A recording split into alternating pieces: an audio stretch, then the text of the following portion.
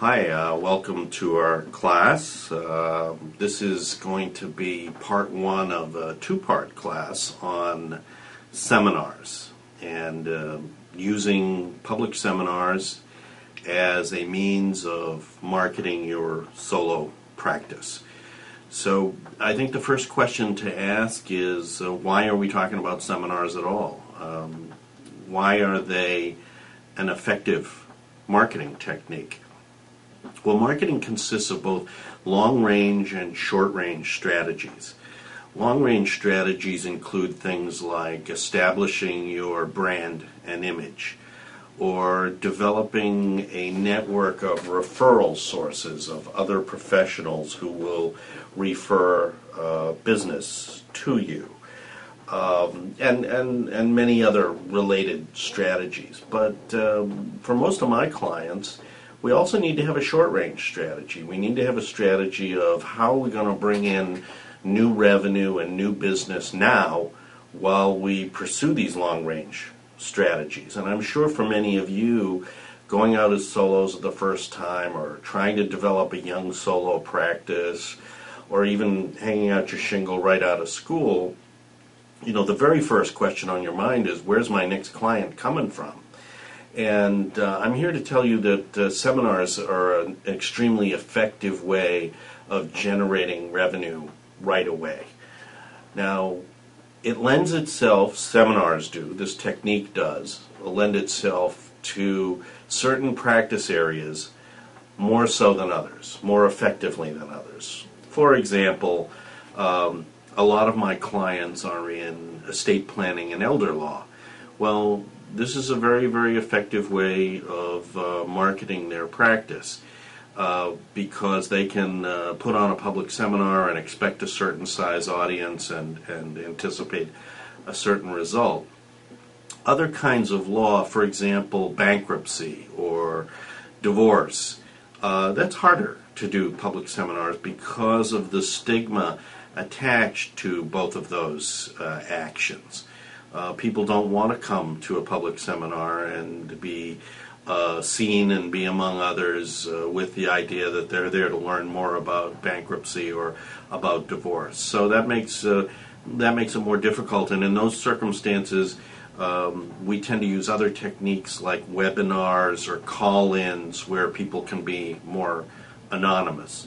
But for the purposes of this conversation, we're going to assume that you're in an area of the law, perhaps providing services to small business owners or estate planning or elder law or even personal injury, which I'll discuss in a little while, where there's no problem with people going out in public and attending this kind of seminar. So the first question, why seminars? Well, because it's the most effective and shortest way to generating immediate new clients and immediate revenue from people whom you don't know. When people buy professional services, and you'll hear me say this in this course over and over again, when people buy professional services, they buy the person who provides the service. It's what we call in marketing a relationship buy. So they're not buying Acme Legal Corporation, they're buying Joan or Fred or Mark in my case. So it's a very personal interchange that's based on developing a relationship. Well, the biggest obstacle in any relationship really is the first one, which is, I don't know you. And seminars are designed to get you past that obstacle. Really, the goal of a seminar is to bond emotionally with potential clients in the audience. So, let me repeat that. The goal of a seminar is to bond emotionally with potential clients in the audience. That means, in plain English, we want to have the people there like you. A lot of people make the mistake of thinking that the purpose of the seminar is to teach the members of the audience your particular area of the law, or they think it's to demonstrate their own competence or brilliance or mastery of the technical material.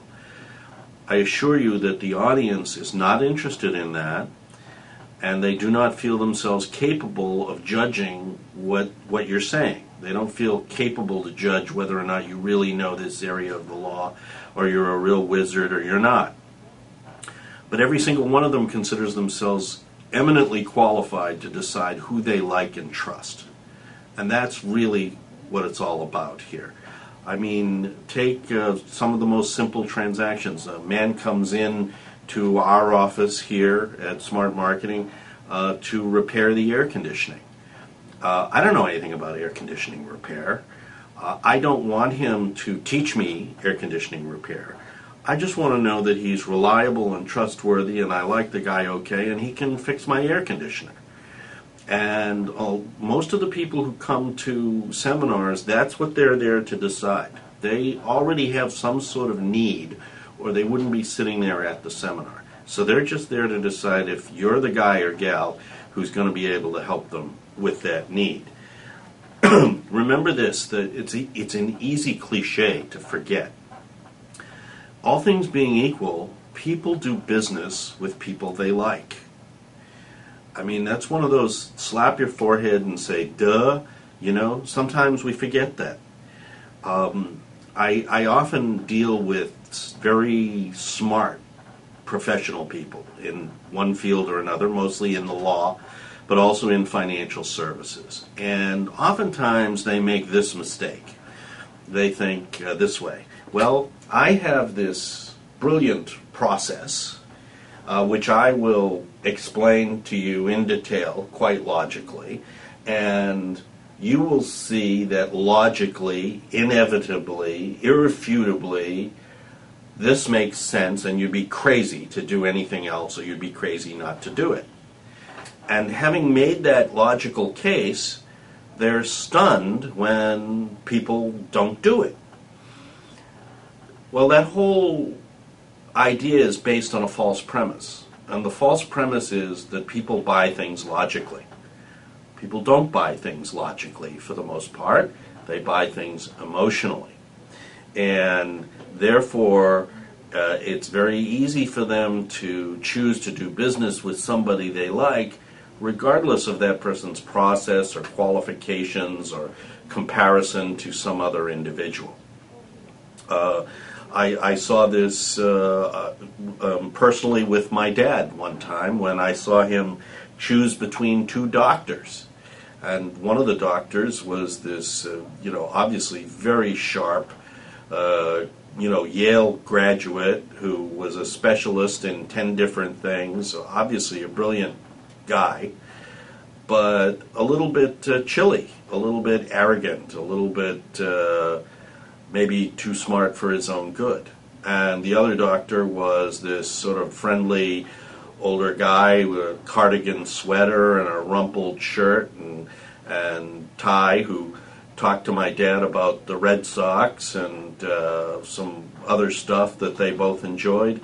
And, which doctor do you think my dad chose? He chose the guy he liked. Was the other guy more qualified? Perhaps. I would guess yes, but that's not who my dad chose. And that's the way most people shop. That's the way most people buy things. So remember that rule, is that, that all things being equal, and even sometimes all things not being equal, people do business with people they like. So a lot of clients that I've had in the past, particularly men, I must say, make the mistake of going into a seminar and trying to teach their area of the law, trying to teach estate planning, trying to teach elder law, trying to teach business law, and trying to show how brilliant they are and how they mastered this technical material. And it's impressive in some way, shape, or form, but it fails to accomplish what we're really trying to do here, which is to bond emotionally. For example, let's say we're talking about elder law and we're talking about the field of Medicaid planning. My typical technician client will want to do a presentation in which he discusses in some detail the use of trusts, the look-back period required by nursing homes and by Medicaid law, the advantages of spend down and how to do it, how to perform asset transfers, the uses of annuities, long-term care insurance, these kinds of things. And you're really much better off with another kind of client I know who will get up there at their seminar and talk about their Aunt Mary who has Alzheimer's disease and who is in the nursing home, and the crushing burden, financial and emotional, that has placed on the rest of the family. So remember that when you're up there talking, your goal is to bond emotionally and not to show how brilliant you are. I remember reading a sort of proverb or saying at some point that nobody cares how much you know until they've felt how much you care. And there's a lot of truth in that. You don't need to prove your expertise. These people already believe that anybody with a law degree is a genius to begin with, and anybody who is giving a seminar or a presentation on estate planning or elder law or business law or whatever it might be is certainly an expert in that field. You don't have to prove that. It's taken as a given, or they wouldn't even be sitting there. What you do have to prove is that you're the guy or gal that they should give their business to, that you're the one they can trust, that you're the one that will take care of their problem. I remember having an argument with one of my clients, one of my technician-type clients, and I finally said to him, look, suppose you were getting a divorce, God forbid, and you went to see a divorce lawyer. What would you want from that lawyer? Would you want him to teach you divorce law? Or would you want him to show you that he cared about what you were going through, that he was going to return your phone calls, that he was going to see you through this ordeal with your best interests at heart? I think clearly it's the latter and not the former, but sometimes I've had to bully a couple of my clients into actually realizing that and presenting a seminar in that way. So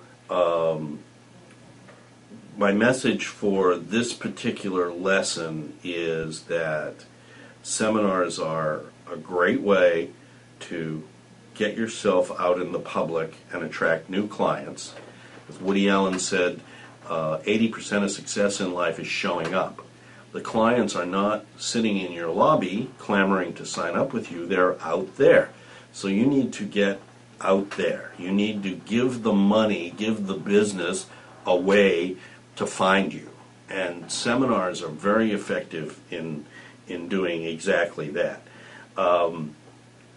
The process of what we're going to do inside the seminar, how we are going to promote it, how we're going to fill the room, what the content of the seminar is going to be, and what the process is going to be, the sequence of events that is going to lead you to the most appointments and the most clients. We're going to do that in part 2. I won't make you wait a month for that. I'll try to film that in the next week or two and get it up here at SPU, because I know that those are the practical details that you really want. How do I go about doing this? So we'll talk at that time about how you do the research on the demographics, how you buy a mailing list, whether or not you should advertise in the newspaper or radio, how you should promote the seminar and fill it, and then what sort of process you should have within the seminar in order to get highly qualified prospects to sign up for your appointment, for your consultation, and thus leading to new business.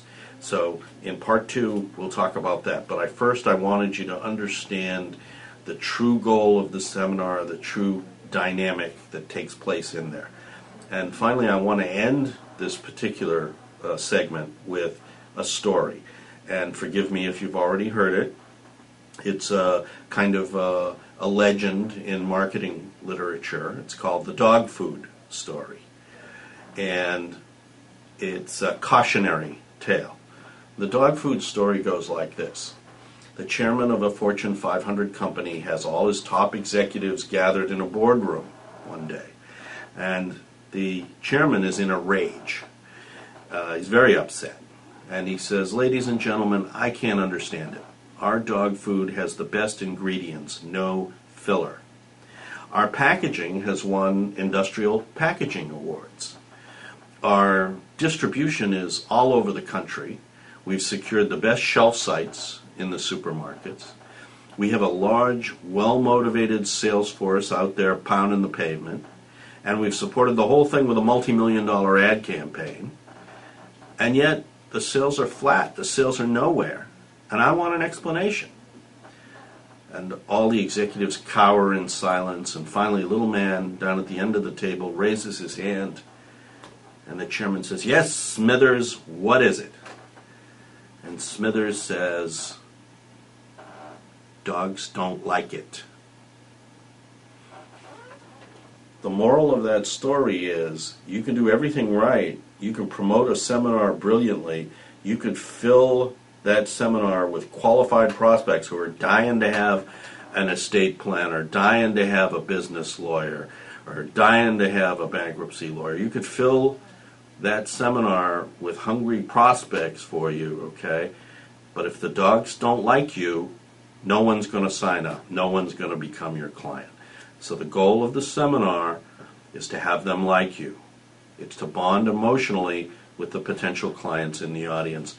And that's the end of today's lesson, and we'll see you next time. Thanks.